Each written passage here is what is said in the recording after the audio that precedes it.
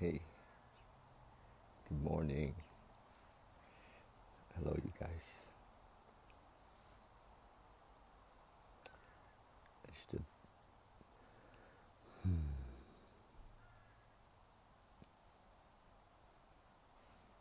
a beautiful, beautiful Sunday morning, Saturday. I don't even know what day it is. Hi, Toby. Toby, are you away? I think I saw on social media that you were away. Hi, James. Good morning, you guys. What a beautiful, beautiful day. Gosh. So, great. Hi. Good morning. Hi, you guys. So, this morning, it came to me to speak just a little bit about um, what motivates us, what what keeps us on the path of awakening, of you know living.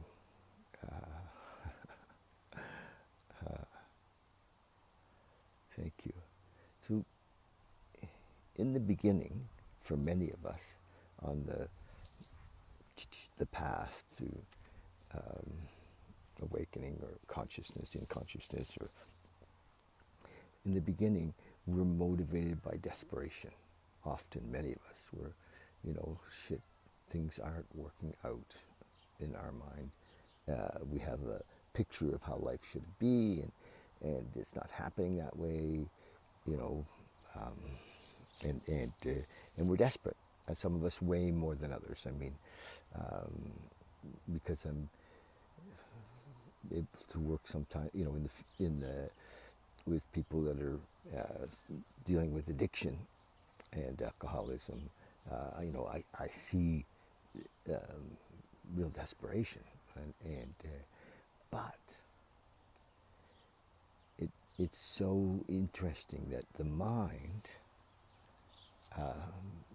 which we don't realize is the problem, ego, selfishness, self-centeredness is the problem. We think, well, I'm okay now.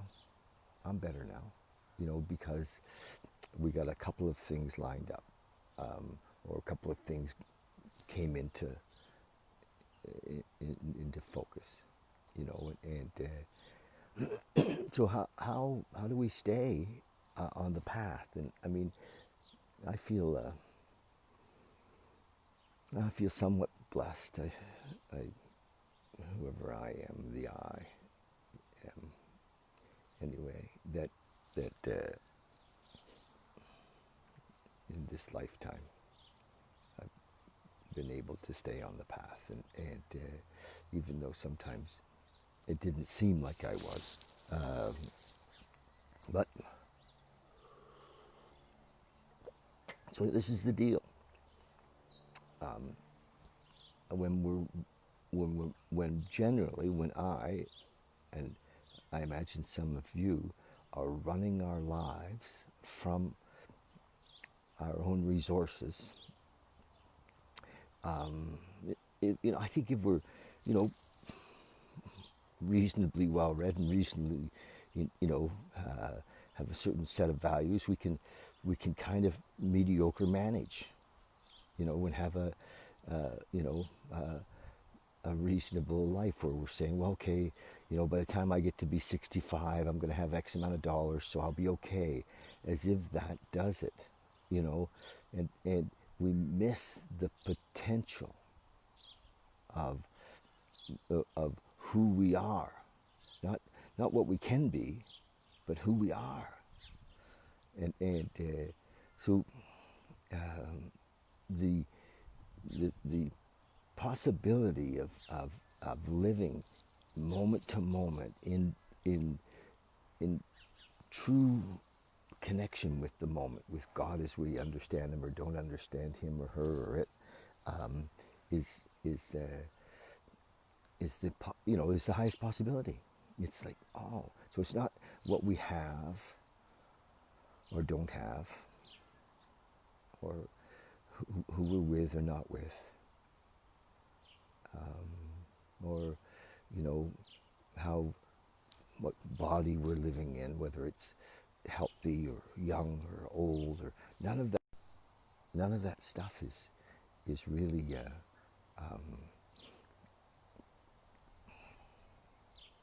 enough. But it can be. It can be. And I'm not saying that it can't be. We can not have been fortunate enough to recognize that there's another way to live. And so we're in, you know, we're kind of with the masses in living a tolerable life, and maybe it's even better than tolerable, you know, because without us even knowing it, there's enough love in it, and love is the ingredient that love is in the moment, you know. So maybe if there's enough kind of love, and we're not there wanting something, we're not there trying to get something, we're there just in service, without even knowing it, we're already living in this beautiful way. I mean, that happens. I believe that that's going on. We don't need to be aware of what's happening to live an amazing life.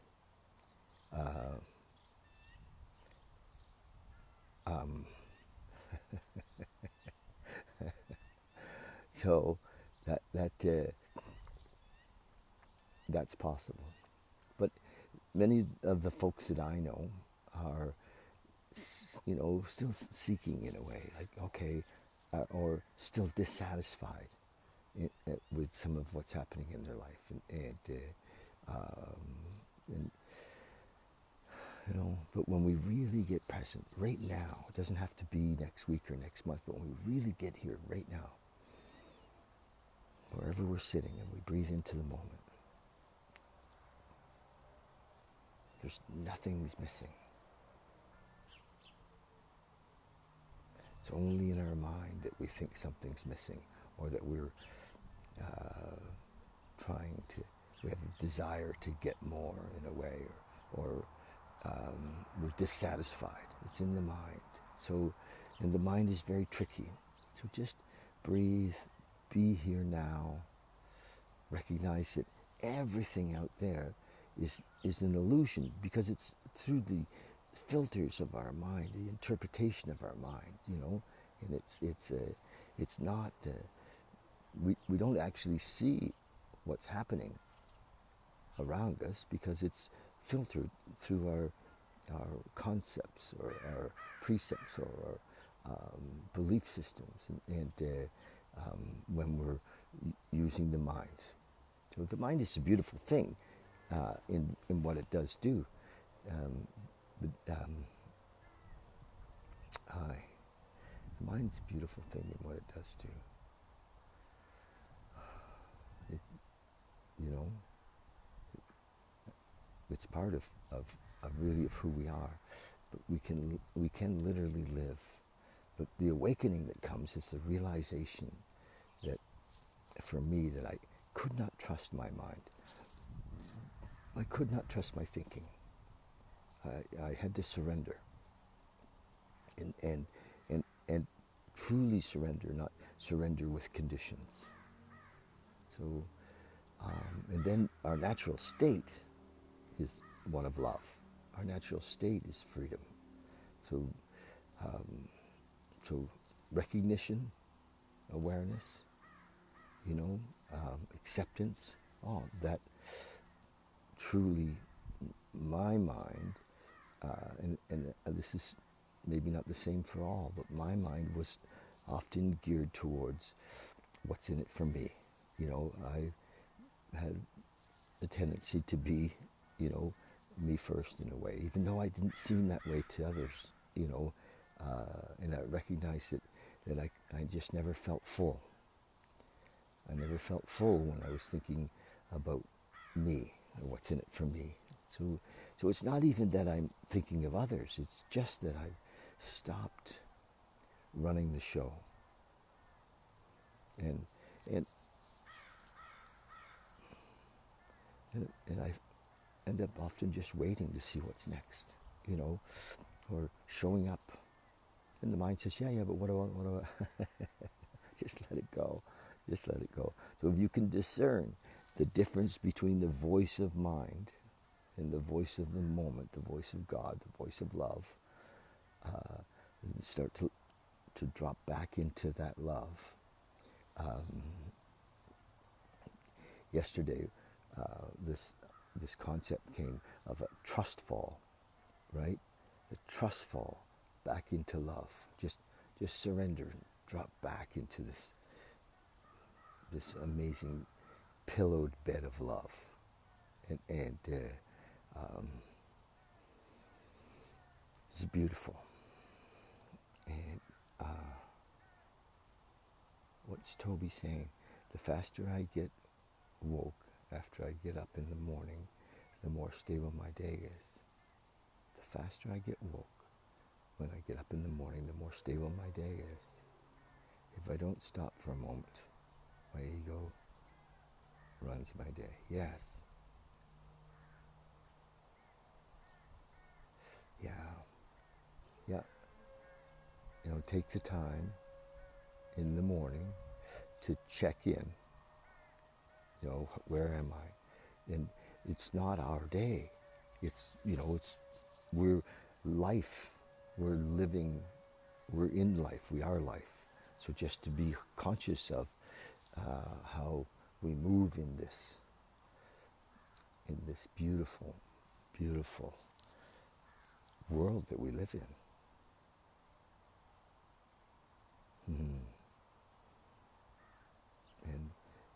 And be guided by love.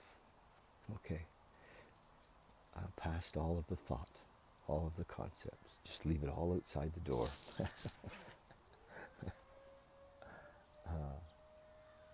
Okay, I'm going to read from this little book.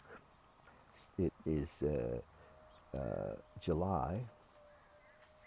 I'm thinking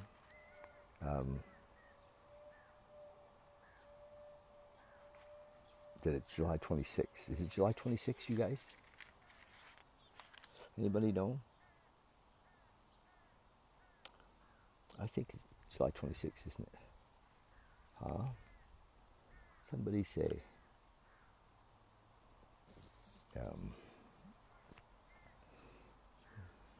Pretty sure.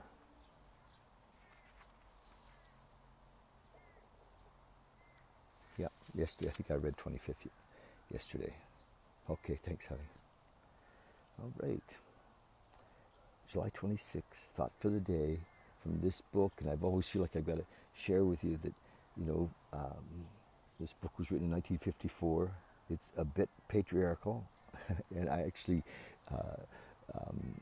edit as I go sometimes to make it a little less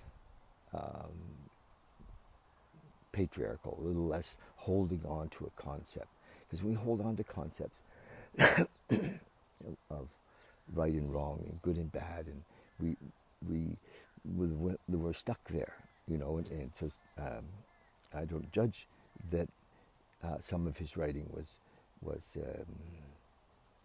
self-centered, because some of it was so beautiful, and I don't judge it anyway. It's just the way it is, and let's just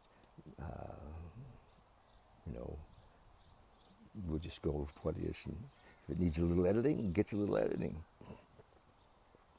It says here, thought for the day, July 26th. When we come to the end of our lives on earth, we will take no material thing with us. Imagine. We will take not 1 cent in our cold, dead hands. Isn't that beautiful? I think of when we pass, in a way we all pass, we die alone. And in a way, and I think dying is courageous, for some. For some of us, I think dying will be like Ram Dass said, it's like taking off a too tight shoe. Thank you. If you ever wore a shoe that was too tight, He used to say, Ram Dass would say, it's like taking off a too tight shoe. And he worked a lot in palliative care and spent a lot of time with people in the last days of their life. And so, in a way, we can kind of all look forward to that, you know. Our conditioning is that, oh, I don't want to die, I don't want to die. Whatever. Who's the I that doesn't want to die? You know, the story of ourselves that we're living into. Okay, we take not one red cent in our cold dead hands. The only things that we may take are the things we have given away. If we have helped our fellow man, we may take that with us. If we have given of our time and money for the good of love, the good of the 12 steps, the good of awakening, we may take that with us. Looking back over our lives, what are we proud of? See, I don't see it as proud. I see it more as grateful. What am I grateful for? Grateful for the opportunity to shine the light, you know, and not be focused on the results, but just to shine the light. What are we proud of? Not what we have gained for ourselves, but what few good deeds we have done. Those are the things that really matter in the long run. What will I take with me when I go?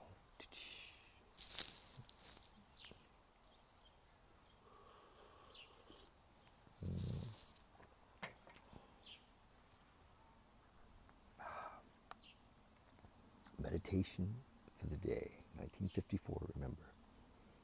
Hallowed be thy name. What does that mean to us? Here, name is used in the sense of spirit. The words mean praise to God for his spirit in the world, making man better.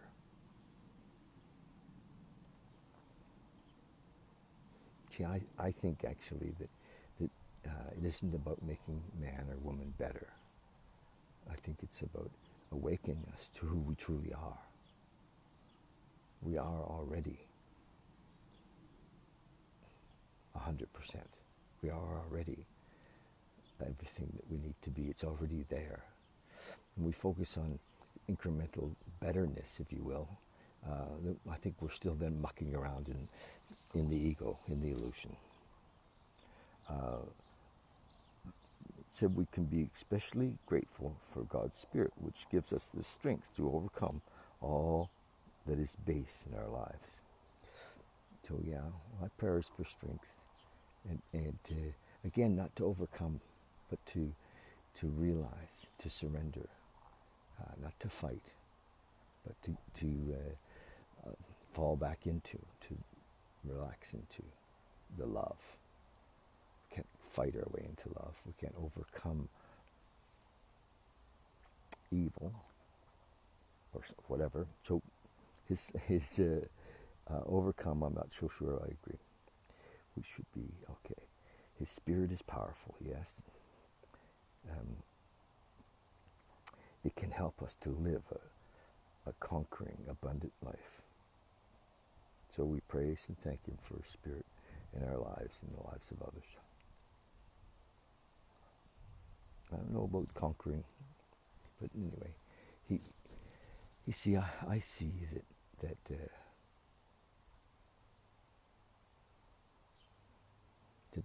we don't earn love. We are love. So the idea of a separate God is in some ways ridiculous. God either is or he isn't. Either is everything or he's nothing. And we agnostics suggest that what's our choice to be? Well, if God is everything, then we just have to relax into that. Where we struggle isn't with outside circumstances. Outside circumstances are as a result of our struggle. So just relax. Be one with this moment. I know it's a hard kind of a concept because we think we have to earn it. You know, and the work we do, like in the 12 steps, is to become aware. You know, and yes, we clean up the wreckage of the past, but to become aware that of that number one thing, which is in the first step, that our life was unmanageable by us. So we do that work to become aware, to see that we've been selfish and self-centered, and nothing outside of us has created our dissatisfaction, our restlessness, our irritability. It's all an inside job, baby. Okay, prayer for the day. I pray that I may be grateful for God's Spirit in me. Pray that I might live in accordance with it. I pray that I may live in accordance with it. I do enjoy that little book. It gives us, kind of a conversation spot. Okay, beautiful Sunday morning, you guys. Just, sit, take some time to just feel. Watch the mind. Watch the mind, because it's all happening there.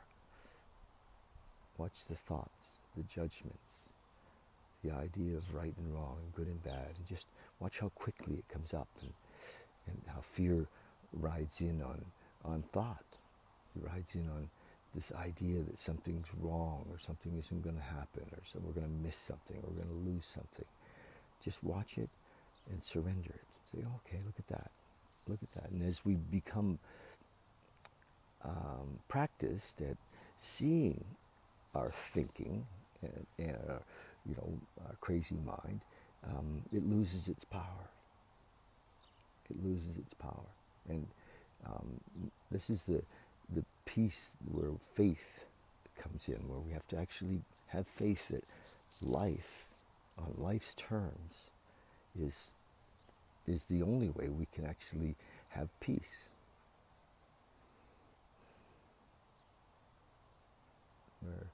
Our conditioning sometimes is so strong that we have to run the show. Okay. I wonder sometimes if I go too far. But love you guys. And, surrender in the moment. Be compassionate with folks around us. Share the love. Ambassadors of love. Yes. And, I love what it says in the big book. Happy, joyous, and free. Imagine. That's the possibility. Happy, joyous, and free. All the gifts are at the table.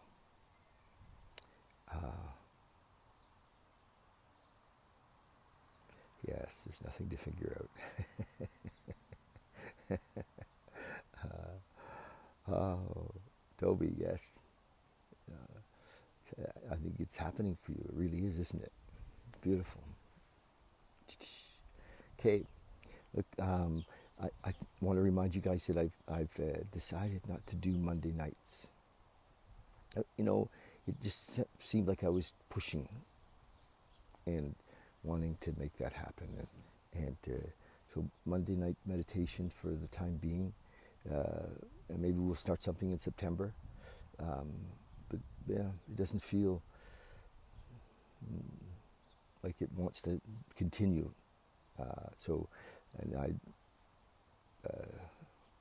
It feels like a struggle.